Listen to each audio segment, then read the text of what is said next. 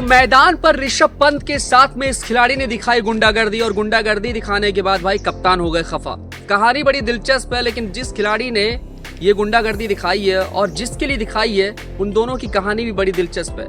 इस कहानी में क्या कुछ है ये सारा का सारा सब कुछ बताऊंगा, लेकिन उससे पहले मुकाबले की कहानी जान लीजिए। कल के दिन मुकाबला खेला गया Delhi Capitals versus Rajasthan Royals के बीच में। हम सब ने देखा कि भाई दिल्ली कैपिटल्स किस तरीके से शुरुआती 10 ओवर तक हावी रही।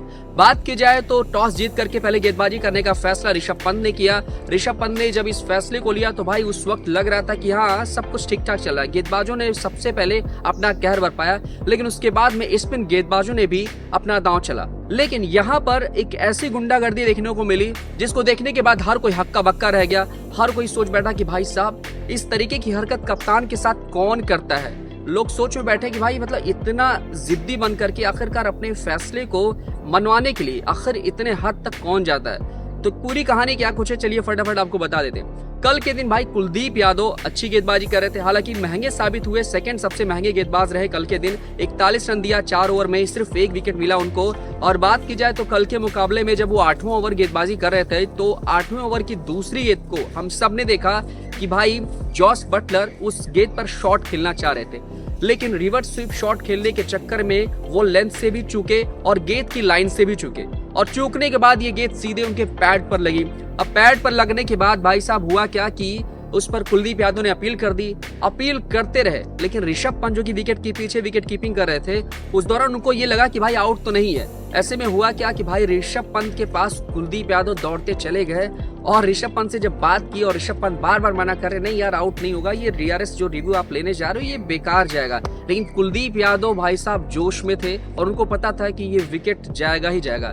ऐसे में उन्होंने बीच मैदान पर ऋषभ पंत के दोनों हाथ को पकड़ा, जिद किया, खूब एक तरीके से कहा जाए बहुत ज्यादा उन्होंने आजमाइश की अपनी तरीके से कि भाई फैसला ये लिया जाए डीआरएस। और आखिरकार ऋषभ पंत ने कुलदीप यादव यानी कि चाइना मैन साहब की बात को मान ली। और बात मानने के बाद हुआ क्या कि जब डीआरएस रिव्यू के लिए थर्ड अंपायर के पास ये डिसीजन गया तो उस दौरान जब वहां से फैसला आया तो हम सब ने देखा कि जॉस बटलर 11 रन बना करके पवेलियन जा चुके थे। 36 रन पर 3 विकेट गिर चुके थे राजस्थान रॉयल्स, और यहीं से बुरे दौर से गुजरना शुरू हुआ राजस्थान रॉयल्स का।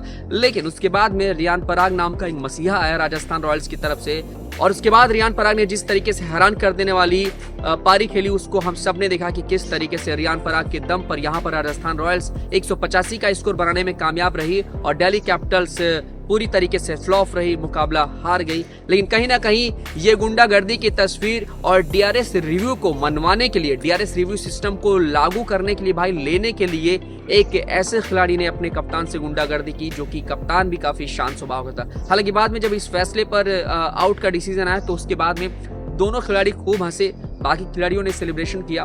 और ऐसे में लगा कि भाई देखो कुछ भी हो, अगर आप अपने आप पे कॉन्फिडेंस रखते हैं, आप अपने आप पे कॉन्फिडेंट है भाई फैसले को लेकर के, तो यकीन मानिए कि फैसला बिल्कुल सही जाएगा।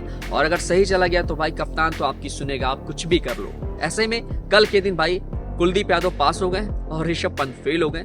लेकिन कहानी बड़ी मजेदार थी और ये तस्वीर देख करके भी हर कोई हक्का बक्का रह गया। तो ऐसे में इस गुंडागर्दी पर आप क्या कुछ कहना चाहते हैं?